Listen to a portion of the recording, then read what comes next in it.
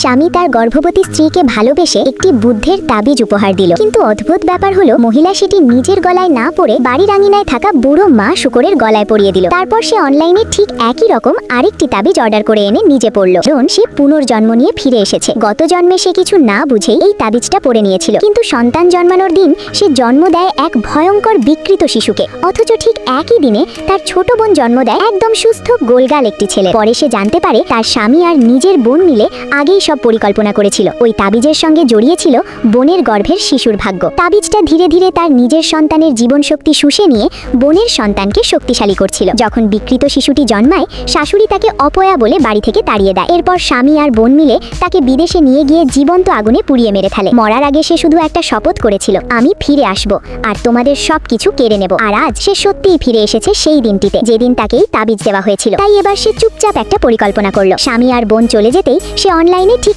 একই রকম আরেকটি তাবিজ অর্ডার করলো। নতুন তাবিজটা নিজের গলায় পরে নিল আর আসল তাবিজটা নিয়ে হাঁটতে হাঁটতে চলে গেল বাড়ির খোয়ারে। সেখানে দাঁড়িয়ে ছিল বাড়ির বুড়ো মা শুকরটা। মহিলা ধীরে ধীরে তাবিজটা তার গলায় পরিয়ে দিল। তার ঠোঁটে ফুটে উঠল এক ঠান্ডা হাসি। সে ফিসফিস করে বলল, তোমরা যদি এতই ভাগ্য বদলাতে চাও তাহলে এবার তোমাদের সন্তানের ভাগ্য আমি অন্য কারো সঙ্গে বদলে দেব। মাস কেটে গেল, দুই বোনই গর্ভবতী। ছোট বোন গর্ব করে বলল, ডাক্তার বলেছে আমার বাচ্চা খুবই শক্তিশালী। মহিলা শুধু মুচকি হাসলো, কারণ সে জানে এই বাড়িতে খুব শিগগিরই জন্ম নিতে যাচ্ছে এমন এক সন্তান যাকে দেখে সবাই ভয়ে চিৎকার করে উঠবে। কিন্তু তখন শাশুড়ি দুজনেরই পেট দেখতে চাইলো, আর যখনই মেয়েটি তার পেট দেখালো সবকিছুই স্বাভাবিক ছিল। কিন্তু তার বোনের পেটে যা দেখতে পেল তাতে সবার হুঁশ উড়ে গেল।